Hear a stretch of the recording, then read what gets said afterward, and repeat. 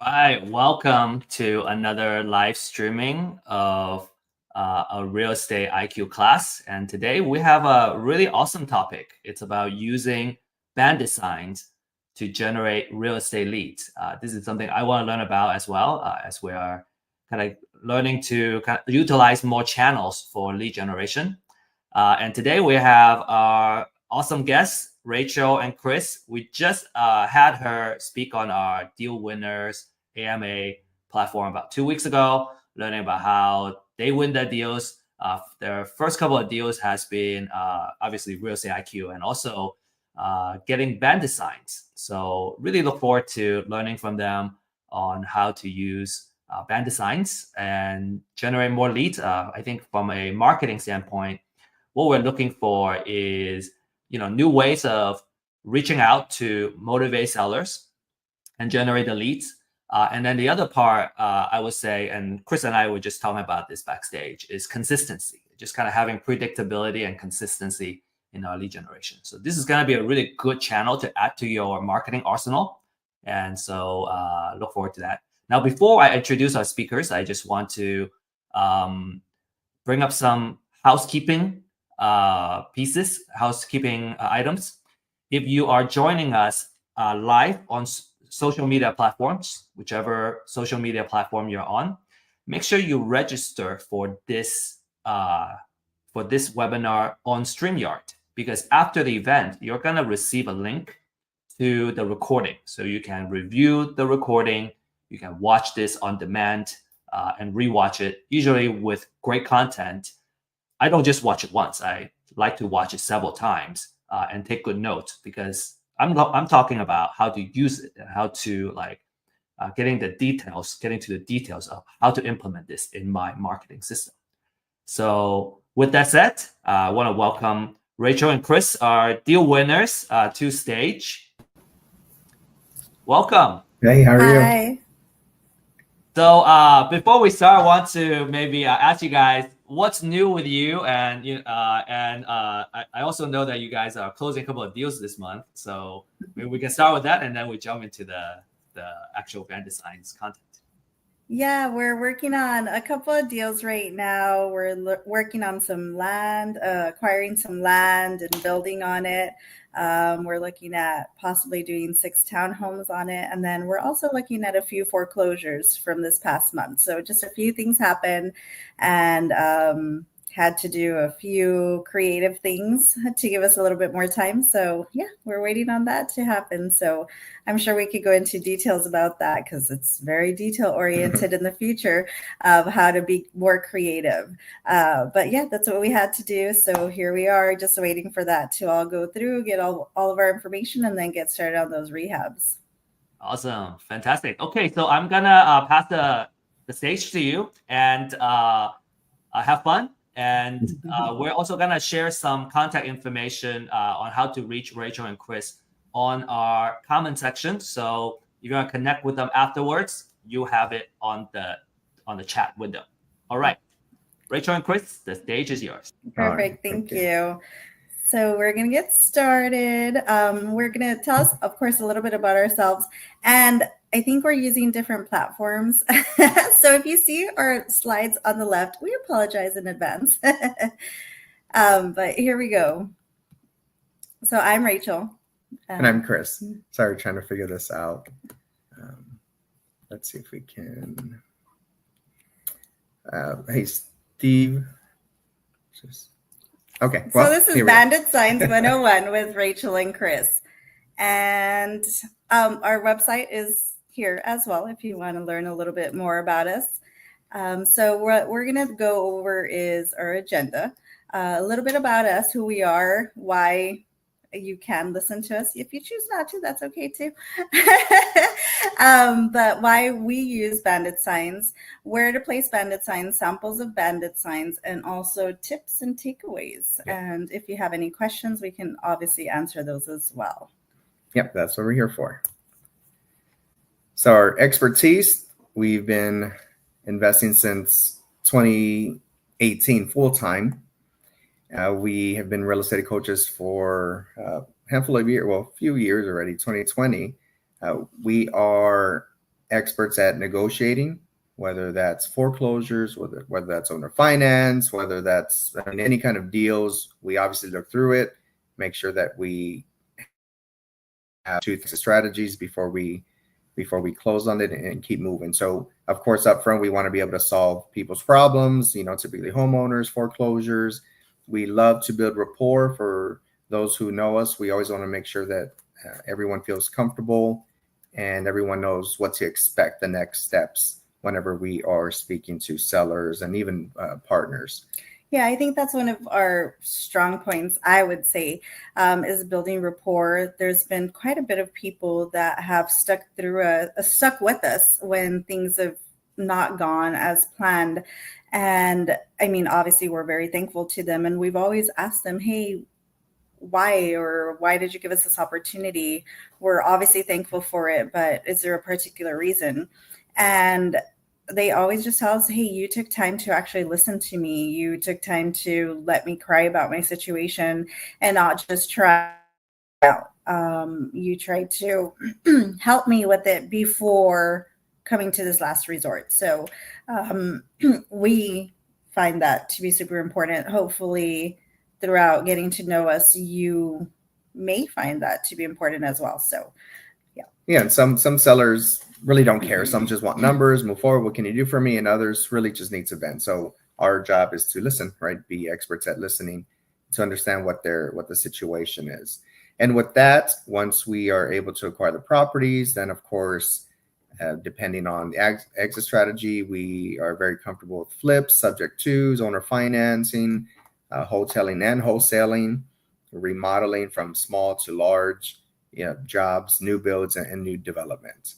And so you'll see here on the lower right-hand side a QR code that is directly to the website. So please scan that and we'll move forward in just a few seconds. All right. Okay, so one question we always like to ask is in on the reply section when in the chat, just if you are an active investor, whether you do flips, rentals, driving for dollars, you're out there, you're grinding every day, you are speaking to sellers, or maybe you're having conversations over the phone, or B, if you're more passive, right? If you have money, maybe you like to invest in multifamily, apartments, commercial. C, if you are working on becoming an investor, right? One of the reasons why you're here is that, and others just, you need knowledge, always, always, always. And then for some other friends here, and no matter what we ask, you're not going to answer, right? Almost sounds like Rachel when asked questions and she doesn't answer. Yeah, but that's me. Yeah, she loves to ignore me. So yeah, we love to see what, where you're at in your journey. So let's continue here. All right. So who is here for the first time, meaning you've maybe never even seen us or known about us, or maybe you're just brand new to Real Estate IQ. Those are, questions we like to ask. So welcome to those who are brand new and welcome to those who are returning. We definitely love to see, new faces, new names, and I say see, right? Whether I can see or not. That's just me. Well, hopefully there are new people. And if there aren't, next time we're on, please welcome anybody and everybody. We're always eager to share and very excited when we can reach new people. Yeah, because no matter your expertise or where you're at, we can always learn new things. We're always personally learning new things all the time. And maybe sometimes the verbiage I use or maybe the strategies that I use may need tweaking. And if I meet someone like Rachel, we share ideas. So definitely always do that. So quick little disclaimer, I'm sure you all know, but before posting Bandit Signs, please check your local ordinances and regulations for any restrictions. Citations may be issued to you. This presentation is for educational purposes only. So quick tidbit, when we first started, we didn't have money to acquire additional phone numbers. So we just got a quick free Google number. And we wrote it on all of our bandit signs. We went, I don't even remember where we bought them from. I don't remember where we bought our first sets of bandit signs, but we hand wrote them and we put our Google number and we just went crazy. Yeah, we just put them up everywhere we could. And yeah, we didn't look at anything. We didn't see if there was bandit signs. We just put them. And for like a week straight, we kept on getting calls from different cities, but of course they were unavailable. So we were answering because we were thinking, hey, they're from our bandit signs. We're gonna get people. So we were answering them, and it was the city. They were super upset with us. So we were just like, oh, we're sorry, we apologize, we're gonna take them down. So we did end up taking them down, but it was the funniest thing because one of them was actually kind of nice to us, and we asked him, oh, how did you get our information? Because he said, I'm going to go to your house right now and I'm going to give you a citation if you don't take them down. And we were just like, it's our Google number. How did you get our information? And then they were like, it's pretty easy. Google will rat you out. He said Google will give us all the information. So he did already know where we were at. He knew our address. He knew our full names and everything. And we're like, oh my gosh. So we definitely took those down. So we'll give you a little bit of tips about that coming forward. So why bandit signs? These are our reasons. They work. We feel that any type of marketing is going to work. You just have to be consistent. Like we were saying with Steve right now, just consistency is key. Enough of them and as consistent as you can be. Of course, it all depends on each person, right? Each person has different financial capabilities. So the more you can do them, the more often you can do them, the greater your results. They're not too expensive compared to other things. And you can reach a lot of people. I mean, just think about how many people are at each intersection every single day. There's thousands, probably even more. But I'll just keep it at thousands. Your message is clear. You're letting them know what it is that you want to do. And sometimes that one message could be interpreted by people in other ways. You could, I don't know, say, we buy houses, and somebody thinks, oh, like they have a house to sell to me. So yeah, it could, again, we'll go into that a little bit later on, but your message is clear. You reach a lot of people. You can give several messages probably with one message, and you can market in so many different areas. So we love bandit signs. All right, sign placement. Now, we will tell you, again, these are our personal experiences. The way to really see if your signs are going to last is whether or not there are other signs in the area, right? So if there are no other signs, you're the first ones, maybe, hopefully you get lucky and no one takes them down. If you see a lot of signs, that could be a good thing because you know that no one takes them down. And you leave them there longer, right? So the longer they can stay out there, that's really the goal, is if they can stay out there longer, that's what you want, right? In the corner of busy intersections, we all know, driving to work, driving from work, driving to other places, we're at stoplights all the time, right?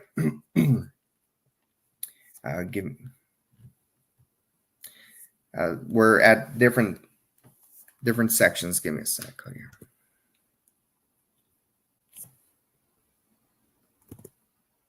Okay, perfect. Okay, cool. All right. Okay. All right. So so we scout the area, right, to make sure there's other signs in the corner of busy intersections. Again, if you're not on your phone and watching videos and TikToks and all of that, if you're watching us, it's okay. Yeah, you can do it. But just they're everywhere. They're at every corner, and no matter where you're at, coming west, east, south, north, doesn't matter. There's bandit signs. You want to make sure they're visible, right? If you have stakes, even better, right? Stake them on the ground and in position. Again, whether you're going east, west, you just want to make sure that you can angle them a certain way in which people can see. Now, if you're taller, if you have poles, you can make little poles that makeshift something to where you can have the bandit sign stick to it, elevate the pole with the bandit sign, and staple them to the light post. So that's really popular. And what that does is it allows for them to stay up a little longer. Okay. So again, placement, don't put it backwards on the other side if traffic's facing one way. I mean, you just have to be smart about it. So be strategic whenever you do that.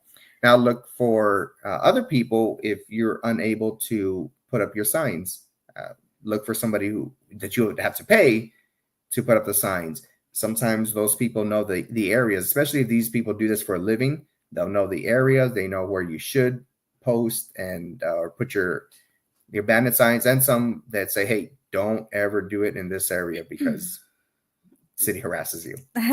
So I would say it's, again, based upon your financial means. It would be really smart to find someone that is hanging up your signs. We have a lot of suggestions from the people that hang up our signs. So that's super cool to us. So they tell us, oh, I have other clients that their signs get taken down in a day.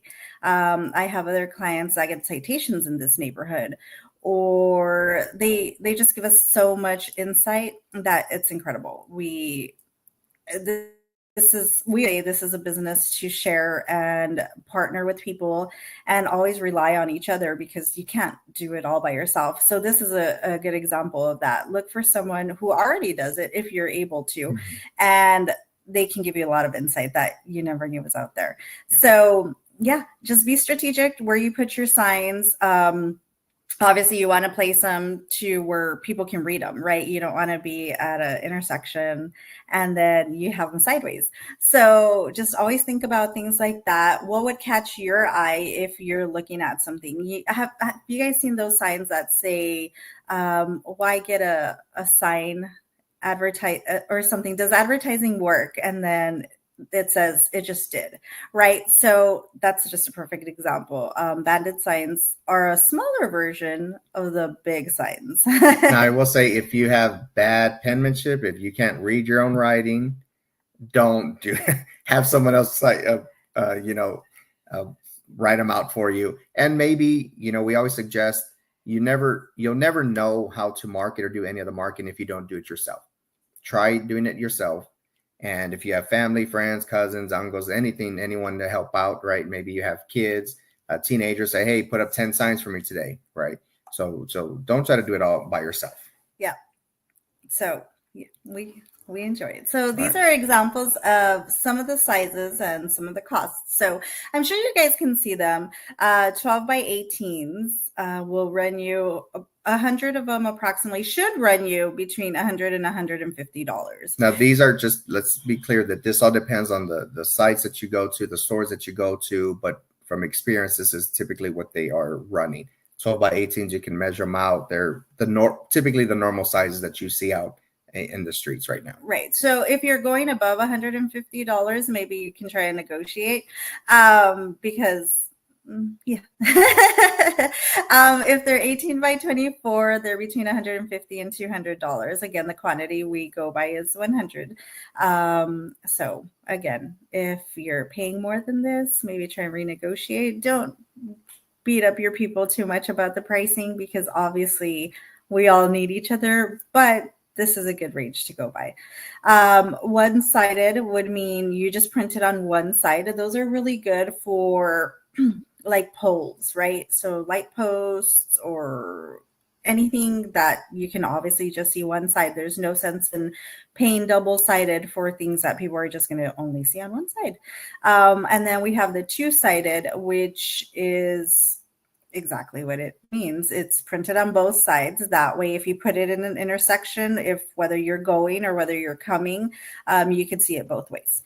Yeah, so just keep in mind also with the one-sided ones, we typically like to do two sides, because on the one side, if you have people out here, and I'm sure you've seen it, on one side you'll see some kind of marketing, whether it's nail, hair salon. Then the other side, someone literally writes their own information and puts up that same sign, right? So just keep in mind that you're out there, you're spending the money, you're spending the time to put those those signs out, the last thing you want is somebody just to use your blank side to put their own advertising. It's right? happened to us. It happens, yeah. And it happens often, and I'm sure you'll see it as now that you're paying attention to them, right? It always seems as though whenever we go through some kind of training or some kind of presentation and we're out and about, it's like, oh, well, there it is, right? That's what they're talking about. So you don't notice it up front. We hadn't said it in a while, and it's funny because once we were doing this slide for you guys, these slides for you guys, we were just thinking of everything that we could possibly remind you about, and we remembered that about one-sided signs and so forth. And then we were driving, I don't know where we were driving to, and we noticed where it was a nice factory produced sign on one side, and then on the other side somebody had, I guess, stolen it and wrote their own advertisement on it. Not guess, they did steal. But yeah, we saw a comment earlier. Yeah, so handwritten ones, if they're legible, yeah, they can attract, right? But if you're gonna have a sign, use up the whole space, right? We've seen signs where you write little, right, and it doesn't make any sense. If you wear glasses, how are you gonna see? Or if you can't see, right, how are you going to see a sign that's 20, 30, 50 feet away? So you want to make sure it's legible in large print also. Let's make sure that's clear. If use up the whole space. If it's an 12 by 18, 18 by 24, ensure that whenever you're designing it, that you are using up the whole space. Right. And don't overcrowd it either. Yeah. If it has too many details, people are going to get lost. We always like to talk about when we go to restaurants that have a huge menu, you just kind of get lost in the shuffle. You don't know where to start. You don't know what to order. And sometimes you're like, oh, this doesn't really sound that good anymore. But if the menu is a little bit condensed, they know what they're good at, they know what they do, then it's pretty easy to order. So it's kind of the same thing with the Bandit sign. You know what you do, you know what the key points are, so make that very clear. And in most cases, you just have a few seconds while someone's passing by. So if it catches their eye, maybe they'll turn around. If it's a lot of too many words and sentences, it won't work out so well. Yeah. And then, do I need steaks? Not steak like to eat, right? We always need steaks. Okay. Don't ask our kids; they love steak. But yes, you do need steaks. Unless you're putting them on the pose, right? Utility pose. Or You're able to put them somewhere where it doesn't require them, obviously. And most of the time, you got to be a little bit tall or create some type of contraption to get it up there. So unless you're going to be lugging around a ladder with you. Yeah, you can. You can do that. But the types of stakes that you could use are obviously wooden stakes, which are cool. Yeah. We like the wire stakes. Yeah, keep in mind with the wooden stakes, I don't know where you live, but if it doesn't rain often and the soil is really hard, right? It's like almost concrete, it's going to be tough. So you have to take a hammer, which is not an issue, right? You should already be carrying that hammer and your stakes and everything else. So just keep in mind of that. So a wooden stakes, obviously, especially if you have one-sided bandit signs, you just slap it on, nail it, or staple it to the other side, opposite side, and put them out. The wire stakes, I think we're fans of. Yeah. I mean, they cost a little more, but they go inside. If any of you have seen the actual, like the thick plastic bandit size, not the papers also. The paper meaning if you can go to, we'll talk about this here in a bit, different places, they sell different types of signs, right? Or sheets that you can cut up into signs. But those wire stakes go straight through in between the hose, through those bandit signs. And those guys you just stake it and keep moving. And there are different heights as well. Yeah, what we like about the wire stakes also is sometimes if you have like concrete, right? There's just sidewalks and so forth. If you don't have grass, something easy, you know how the sidewalks have that little crack where, I don't know what it's in the middle, like some type of plastic, it'll go through that as well. So you just have a little bit more flexibility of where you could put them if you do use wire. See different heights for those wire stakes. So you want to go ahead and kind of think ahead and figure what's going to be best for me. What can I afford? We're always talking about what can you afford, right? Because real estate on its own is amazing. You are going to pay money, but we can all do it. It's just what's your budget and how much can you work? How much more can you do? So yeah, you'll just build your cash, right? So you get a Bandit sign, you get a deal, and save some of that money for Your marketing. right? So whenever we first started, we looked everywhere to buy these signs. We started just at Walmart's, at Home Depots, and we go online as well. So some of the online, websites that you can go to are Uline or Build a Sign, Dirt Cheap Signs, Sign on the Cheap. So right or wrong doesn't matter as long as you start getting some of these signs out there. Now, if they're 10 for $100, then you might want to reconsider where you're buying, right? Local stores, Home Depot, your Lowe's, your Walmarts, any local company that sells marketing material. A lot of these places, Signorama, or you can walk in and say, hey, I need 100 signs. And if you buy from them consistently, most of the time they will give you some kind of discount.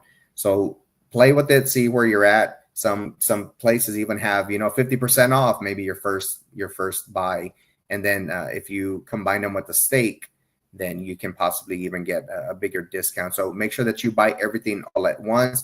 Now, if you want to start piecing them out, if you already know where to buy steaks, then you can get them cheaper there, then just find a place for Bandit Signs. Typically, we like to buy everything at one place if we can, because time is money. If you're driving back and forth just to save $2-3, you're going to spend that in gas, right? Yeah, unless you have people that are helping you and they're closer to one place, then of course you do what's best for you. But that's our advice. Yeah. So what you should do is be consistent with your marketing. Who here has heard that? I'm sure everybody, right? And what we mean by that is just do it. Like we were saying before, it doesn't matter where you get your signs from. Just start doing it. And in the end, you're going to find like your own rhythm, your own, okay, I like them from here. I like this from here. And just keep doing it. So be consistent with your marketing.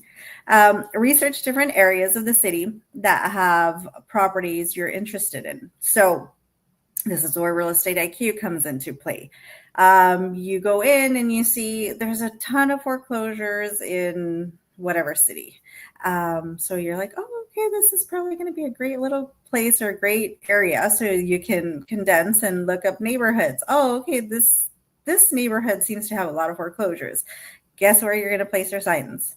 Yeah, everywhere and anywhere. But if you see a certain area with the most foreclosures, put them there, right? Now, whether you think they need your help or not, that's irrelevant, right? The more you go out there and do it, the better. Now, have a planned route. Yeah. We always say, right? It's almost like door knocking. Yeah, right. You just like door knocking. Just figure out where it is that you want to go and put it in your Google map, and try and be as quick and as quick as you can. Yeah. It's time consuming. It is. We're not trying to pretend it's not time consuming. It is time consuming, but it works. So again, and maybe for those who have children that want to get away from the kids, it could be kind of your date night, right? So yeah, we have funny date nights. That's exactly what we do. We'll ask my mom, hey, can you watch the kids for a little while? And we go out and put Bandit Signs. Yeah, but you learn to make it work. As far as how many you should put, you buy 100 at a time. It all depends on you and the time that you have. If you can only put up 20 signs a night, that's fine. So what we do is if we're going to go to a certain area, subdivision, neighborhood, then we can put them on the streets. We can put them in the entrances of subdivisions, depends, and some of those subdivisions won't like it. They'll take them down quickly. If you can only put out 50, make sure that you can put them within a 2-3 square mile area. It just depends on you, right? So don't. And the point we're trying to make here is just do it. If you don't do it, nothing's ever going to happen, right? Just in life, period. If you don't learn to ride a bike, then if you don't practice, you're never going to learn to ride a bike. It's just like everything else. And I know it sounds elementary, but it's really the truth, guys. If you're not doing it, even if you mess it up, who cares? You learn as you go, and then you will perfect it. So while we're talking about what you should do, place the signs out early in the morning or late in the evening. Guys, please don't be those people that are dodging traffic and trying to put out signs at 5 o'clock. Believe me, we haven't seen anyone get hit, thank God, but we've seen some people out there jumping in front of cars. It makes no sense. Okay. And we'll talk about that here in a bit. So always make sure you're seen. Again, seems like common sense, but I don't know. The saying is not everyone has common sense. That's why it's common sense isn't so common. So yes, be seen. Wear something that's reflective or bright, or have like a little light on you or something. The little bracelets that the kids wear, that especially in the evenings, guys, because people aren't, and now with cell phones and people always on their phones and texting. You don't want to be a statistic, right? You don't want to be those people that person that gets hit, run over or whatnot. So subscribe to, again, we talked about using your personal number, and we'll talk about that here in a bit. Subscribe to Ring Central, CallRail, 800.com, Nexiva. There's different apps, different companies that sell multiple lines that you can use, right? The reason we like that is because you can recycle those numbers. Maybe one of those numbers can be used just for Bandit Signs. If you do 2 or 3 different campaigns with Bandit Signs, maybe you do, I don't know, owner finance with one, you can use that one number for that one Bandit Sign. If you're going to be buying houses, then you're using a different number. So, and those you can use it for 2-3 months and keep moving, right? Yeah, and you want to put it where a lot of people pass by, right? Yeah. So what I said earlier is imagine intersections, how many people pass by there. That's where you want to place them. You don't want to put them somewhere where, maybe you'll get 5 cars a day. So, and then whenever you are putting out signs, if you can have a driver, even better. But if you have to stop somewhere, we've actually seen someone get their car stolen because they run out of the car with the car engine, running, and they go out, put Bandit Signs. By the time they get back, it's gone. The car's gone. So I know we all laugh about it, but it's really, you just have to be careful out there. Just keep in mind whenever you're in the mode, in that zone, sometimes you forget things, right? So let's just, be smart about it, guys. Okay. Okay. So here's what I think we kind of went over some of these. But let's just reiterate. Right? We typically don't put signs out in front of business, especially if our signs have nothing to do with the business that you're putting it in front of, right? A lot of those business owners will just take them down. Or, you can do it if you get their permission. Mm-hmm. It's just a matter of asking, and some will say yes, and of course some will say no, and just respect that, because if anything, you're just going to lose your sign right away. So place all your signs in the same area, neighborhood. I would say try and remember where you put your signs, right? Before we continue, these are things that you're not doing we just didn't want to put do not, but these are things that you shouldn't do, right? So you can put out signs in the same neighborhood, but these are things that you should not, meaning you don't want to put out 100 in just one area. Yeah, right? I think what we meant to say is don't put 2 or 3 or 4 in the same intersection, spread out the wealth. Do not use foul language. I don't think it would be great for a little kid to be like, "Oh, mommy, daddy, what's that say?" So, watch what you put on it. Do not use your personal phone number. Most people don't even want to share their phone number, so definitely don't put it on a Bandit sign. Do not use your Google number. Again, we already told you what happened to us. They knew everything about us.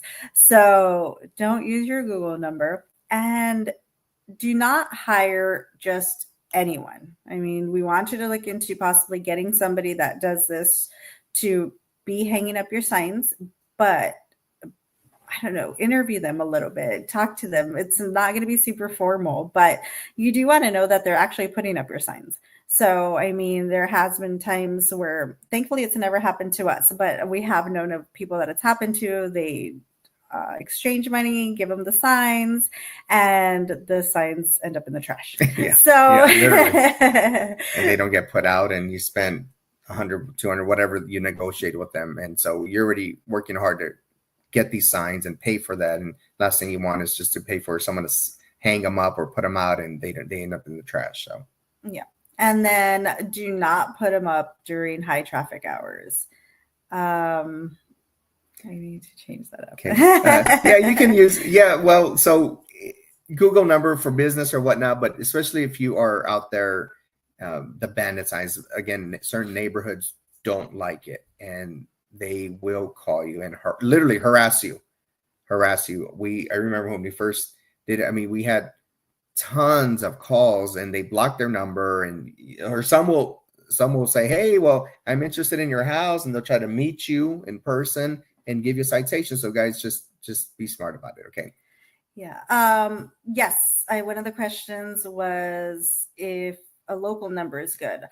We like low numbers because they know that you're actually there. And even if it's somewhere out of town, I mean, hopefully you have somebody there that's local that can go look at a property. It's always good to have people everywhere that can help you out. So a local number to the area you're putting up your bandit signs would be a good suggestion. I didn't catch the last question. Oh, it's okay. It said I believe Monish said that you put them out on Fridays. Yeah, that's fine. Put them out the days that you want them to stay out there. And if you put them out on Monday morning, maybe the subdivision, the cities are more active and that might take them down. So it really depends on, and you guys, once you start learning the neighborhoods, you'll see when you can and can't put them out there. Again, don't place them out there when it's high traffic.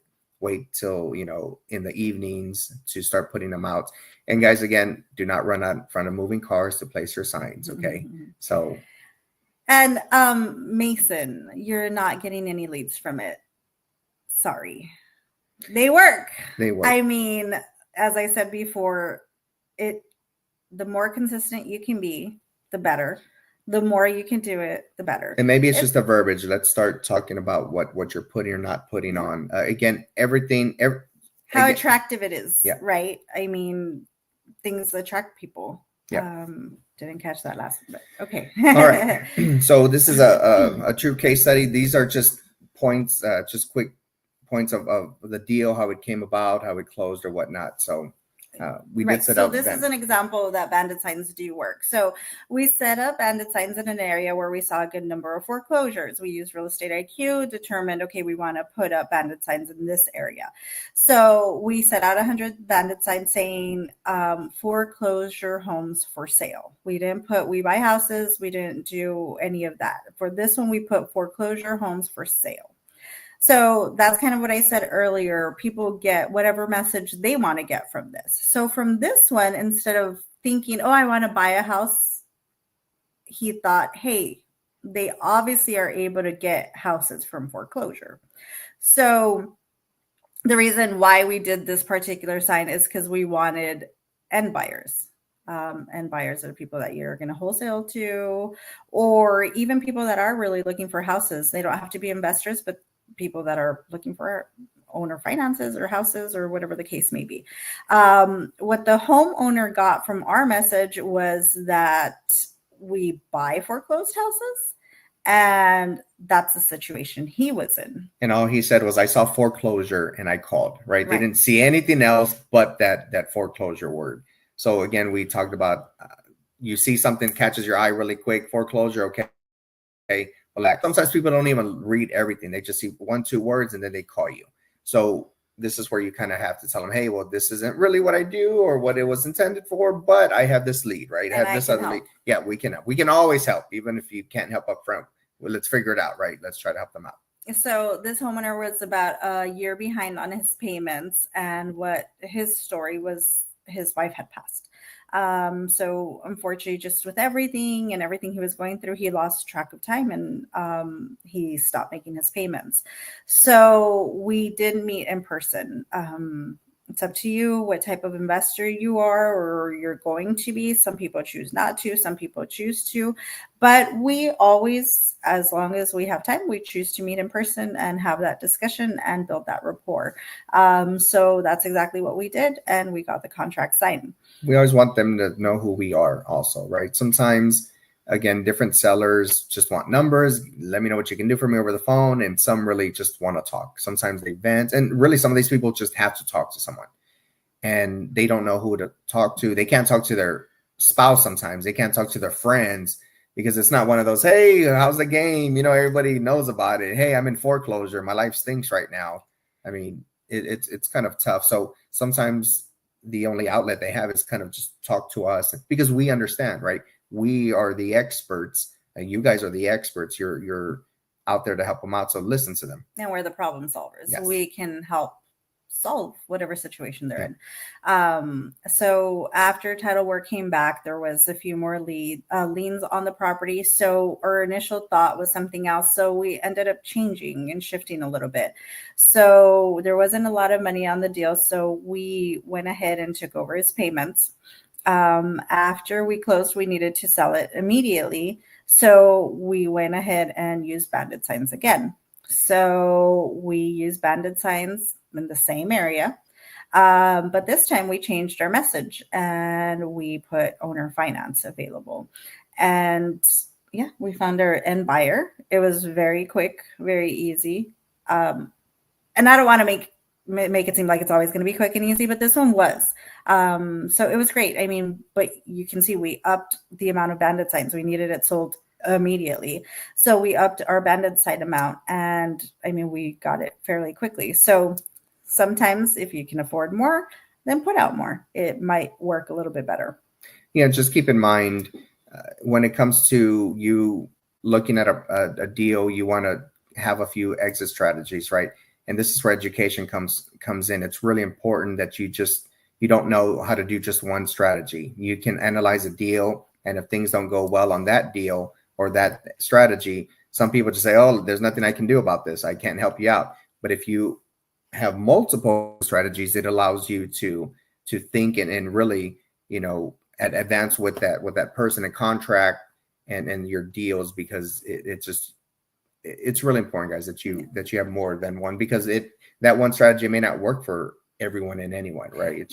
And not only that, but also having someone in your back pocket, like us, looking at it in different perspectives. Hey, have you thought about this? Have you thought about that? And having that extra set of eyes and brains on it could change the way you're doing things. So that's our little tidbit. And we just wanted to show you a couple of our Bandit Signs. This is when our kids were a little bit younger. And I mean, we have them doing everything we do.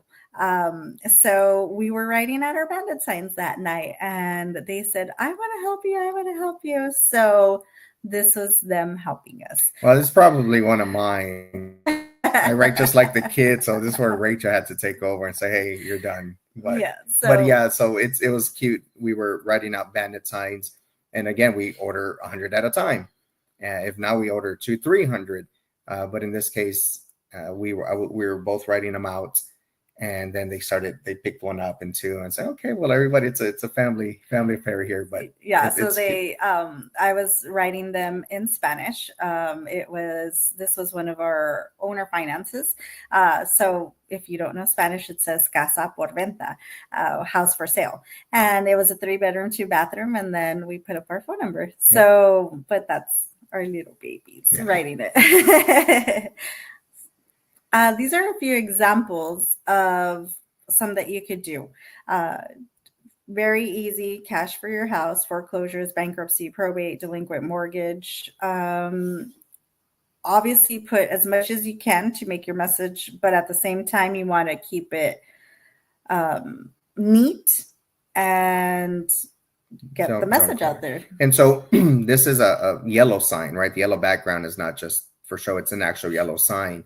Those stand out a little more, and it all depends. You just have to play with the colors, right? You can put yellow with blue, yellow with red, yellow with black. But if you have a white background, you can change up the colors as well. And we'll show you those with the next ones.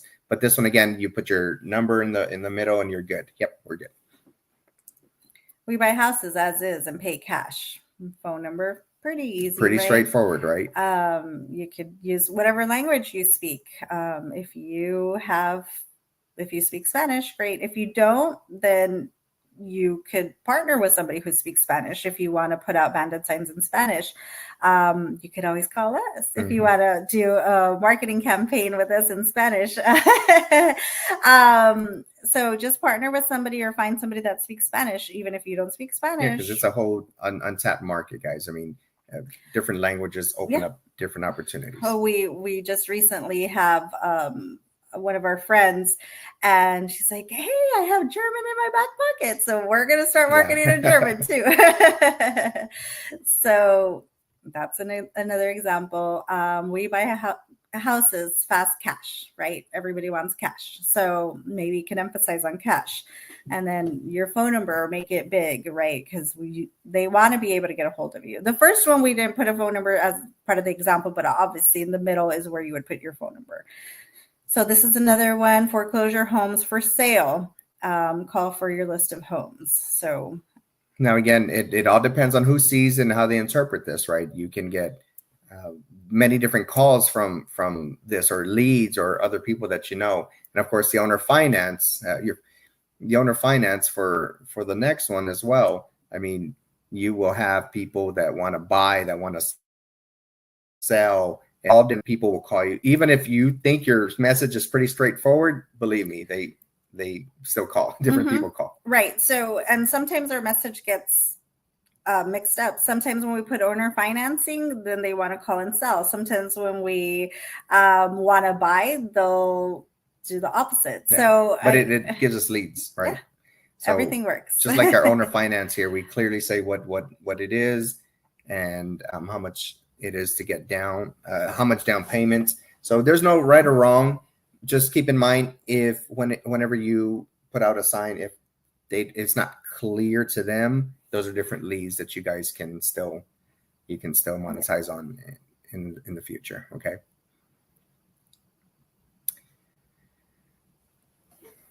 How many deals did? Sorry, we have a question from Alex. How many deals did these get? As far as deals, did this one? I don't even know. I mean, our marketing works, Bandit Signs work. We get a lot from Bandit Signs. Are we the type of people to like literally keep track of everything like that? No. Yeah. So, we know it's going well. We always say we're blessed, and yeah, we're here and we're still doing it. So and that's so, I mean, if we wanted to break it down, if we do put out 100 Bandit Signs, we usually average 50 to 60 calls. From there, if we are getting 50 and 60 calls, maybe we can get 2 or 3 real leads that are real, and maybe even close 1-2 deals. And so we do, of course, we have to now. I mean, literally, are we out there putting out signs, actively investing, or even marketing? Yes.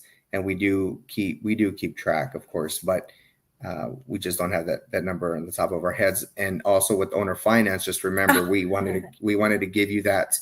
I wanted to give you that also, because owner financing, and every deal is a bit different. But what if you're able to generate $200, $300, $400, $500 for each deal after you close on it, right? Not only are you having the Bandit Signs help you find the leads, but you're able to sell an owner finance house and make $200, $300, $400, $500 a month, right? And that's great for those who may do 2 or 3 deals a year, 2 or 3 deals a month. I mean, can you imagine making an extra $500 just for hanging out?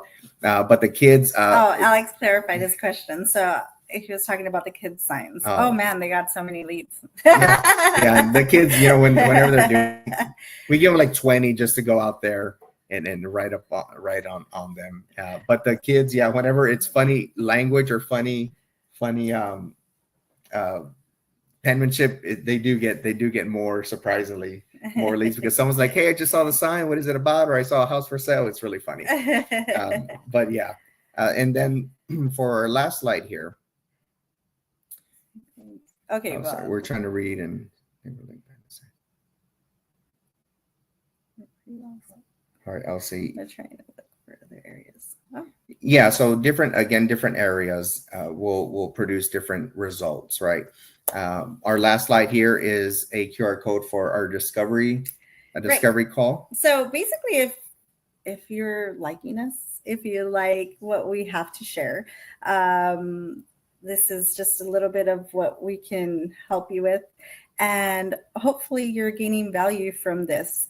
And if you need any help in your real estate investing journey, if you're stuck somewhere, if you are stuck maybe with verbiage or how to talk to people or whatever it is, right? We all get caught up in something. We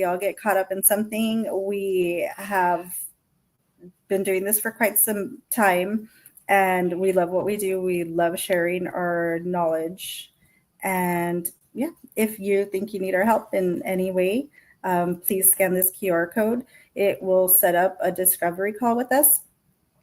See if we can work together. If you like us, if we like you, we want to work with obviously like-minded people who want to be better investors and better people in general. So that's us. Yeah, no obligations. Not going to cost you anything. Cost you just a bit, some time to see if we're a good fit together.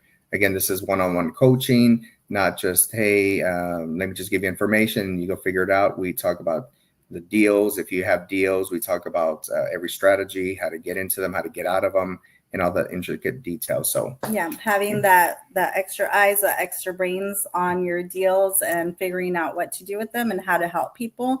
Yeah, that's what we're here and for. I believe we have some students here online as well that we've seen. So yeah, we can certainly chat.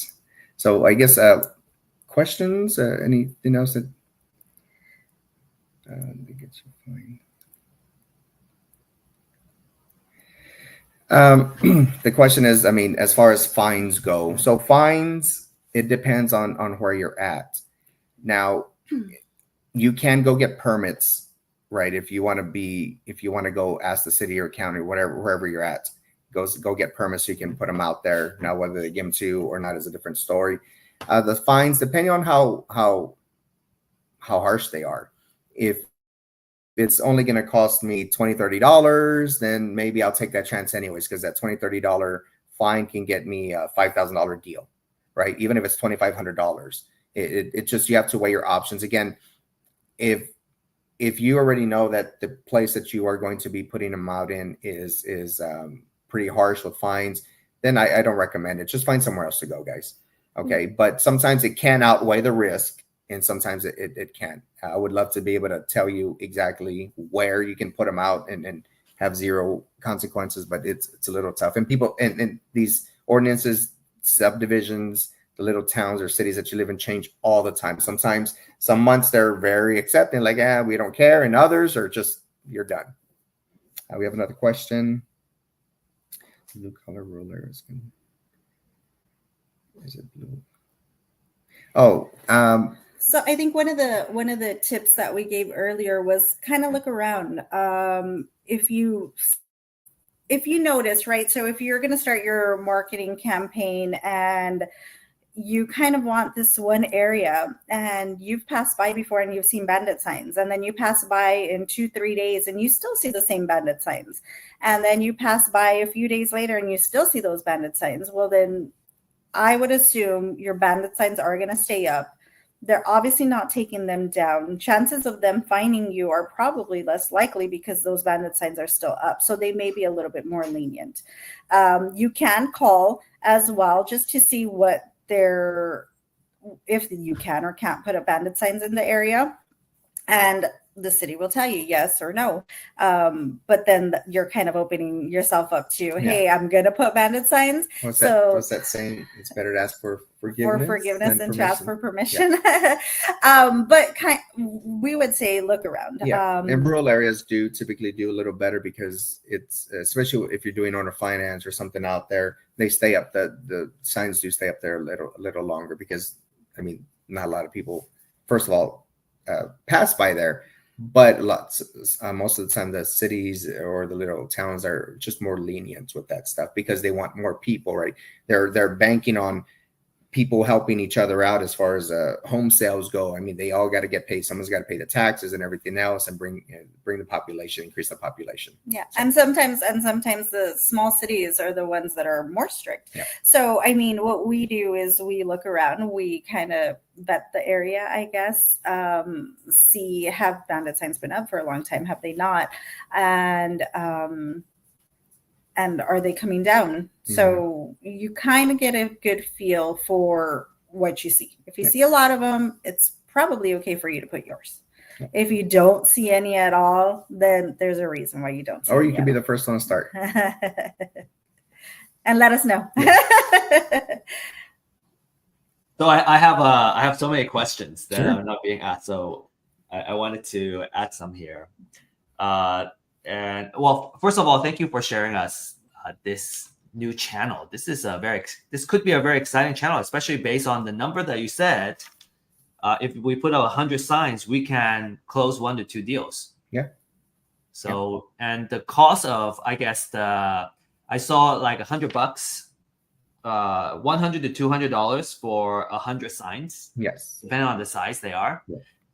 Are those for printing or are they for placement also? Well, you can buy no, that's just printing. No, placement is separate. Just keep in mind stakes, those are just for the Bandit signs themselves, right? Yeah. Now stakes are extra plus the placements. That's what I'm saying. So if you are able to do it yourself, ask your family, friends to help you out up front, so that way you know exactly what the experience is. Then you can go out and hire somebody. Yeah. And what would you say like would be a cost like to hire, like what's your someone budget, like the total budget? You know, we can choose to do some of the work too. Yeah, so it depends on who you ask, but typically you want to spend at least $1 to $1.50 on sign placement. Right now, if someone's charging you $2, $2.50, then that's just way too much. And some of them we've heard, oh, that's a lot of work, and you don't understand. No, it is a lot of work though. But we know people who, you know. Yeah, so I guess you can, there's always room for negotiation, but you also want to be forgiving and understand that it is a lot of work and it is a little bit scary to be in those intersections. And it is a little bit scary to be in some of these neighborhoods in the middle of the night or in the middle of the morning, however you want to look at it. So, I mean, there's a lot that goes into it. We always like to be nice to the people that do work for us or do us, because it's kind of like a favor, right? They're helping you, you're helping them. So there's always room for negotiation, but always try and be nice. Yeah. And how do you go about finding like Bandit sign companies that, let's say, they can do it all for you? They print out, put on a stake, and then place them. What would you recommend we do? Depends on which companies. So what we got references from other investors, Facebook, and then the local stores that you go to typically know the people who are putting out signs. Now online, it's a little more difficult because who are you really going to speak to? And customer service they could be anywhere in the world. So we would recommend that you speak to local companies about that and friends, right? Yeah. Other investors. Yeah. It's always good to network with other people. Always good to just know what your options are and talk to one another. And after you place them, you don't bring them back, right? They're just gonna stay there until like the city takes it away or somebody. It depends. It depends on you. So some people like to go back for theirs because they feel it was an investment that they did. I mean, again, it's time consuming. It's time consuming to put them up. It's going to be time consuming to take them down. But the more people can see them, the longer they can stay out there, then the better. When are they going to get picked up? No one really knows, unfortunately. But that's why you kind of want to look for areas where you see them often. You see them not being messed with. They're just kind of left alone. You want those areas. Yeah, we know a couple of people who put them out, I don't know, Monday, Tuesday, whatever, and then pick them up on Friday. Or maybe they put them on the weekends, pick them up. It all depends on you. Again, this is where you really have to just to marketing, right? To start tweaking what you do. I thought the bad design cost is, it's looking like, let's say $2 to print out for the big one and the placement, maybe like $5 per sign. get it all done. Like 100 signs is $500, and I think that's a pretty decent exposure and a okay experiment. Like about $500 to kind of do something and seeing what comes out. Compared to a lot of the other media marketing, like let's say Facebook ads, Google ads, a lot of them are even more expensive. Even more expensive. So I certainly yeah, and this one's high traffic, right? You Yeah. know you're going to put them in high traffic areas, so you're going to get a lot of hits. Yeah, and you get the control of the eyeballs. A lot of times, like let's say Facebook ads, like we are experimenting with it. When you try to restrict to an area, the cost goes way up. Yes, definitely. And so this one you get a lot more control. Definitely. And how often, like what would be your frequency, say, for doing this? I mean, it kind of depends on what your budget is. Yeah. I mean, the more consistent you can be, the better. Every 2 weeks, if you can do them every other week, right? Twice a month. We always say at least try to touch, certain marketing every 2 weeks if you can, every other week.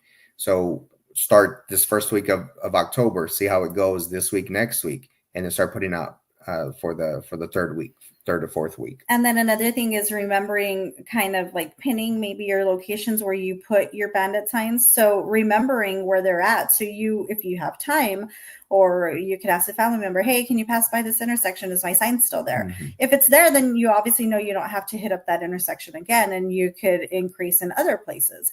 So it's a little bit of kind of playing around with it, seeing how your signs do. And yeah, just the more you can have out there, the obviously more people are going to see it, the better your chances are. But yeah, and for those who can't do 100 at a time, if you're able to do 20 at a time and be consistent, put 20 out a week, it's all about the consistency, right? We were talking about that earlier. It's all about consistency. Even if it's not perfect the first 2 or 3 weeks, you're getting into the behaviors of marketing, of doing that one marketing. So it has to be consistent. Yeah, I think a good resource would be, I know that there's a website where you can research, the high traffic streets and roads in your city. I don't have the link right now, but I thought that would be a good resource for everyone.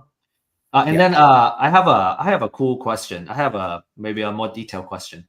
For these placement companies, Rachel and Chris, what would be some interview questions you would ask them when you're like deciding to hire them? For the sign placement or to order the signs? The sign placement. How about both? Okay. To kind of maybe execute on that?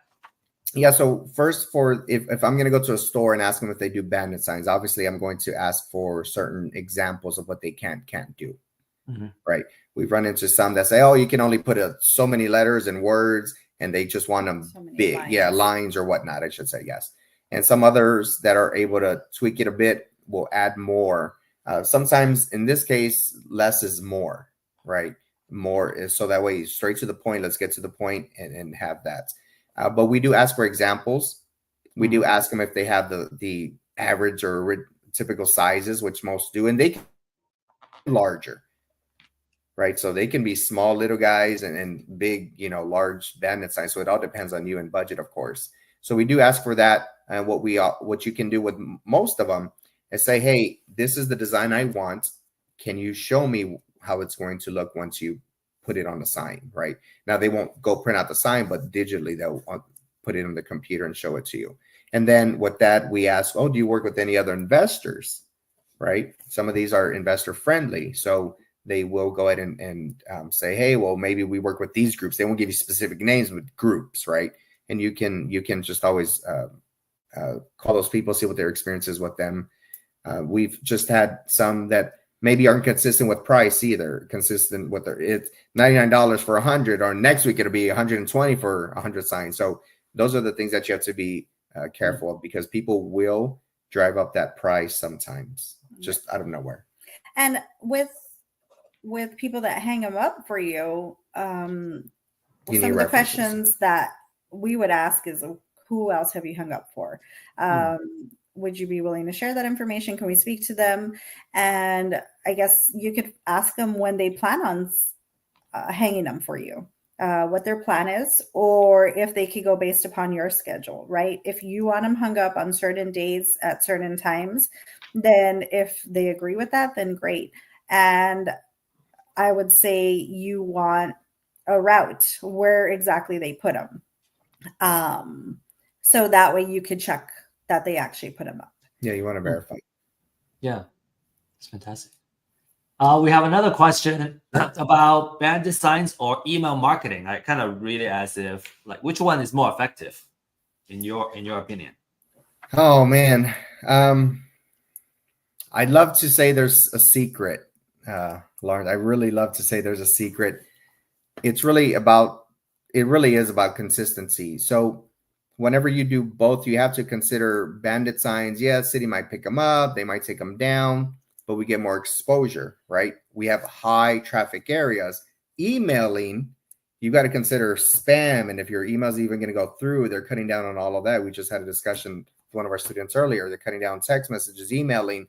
I mean, you can spend hundreds of dollars on lists and blast out emails, and you may not ever know if they actually get to the recipient, right? You won't know if I open it up. At least with the Bandit Sign in this case, I know for a fact that if I set them out on Monday, Tuesday, Wednesday, there's thousands of cars that pass by your big intersections, your big main streets. I know I'm going to get that exposure.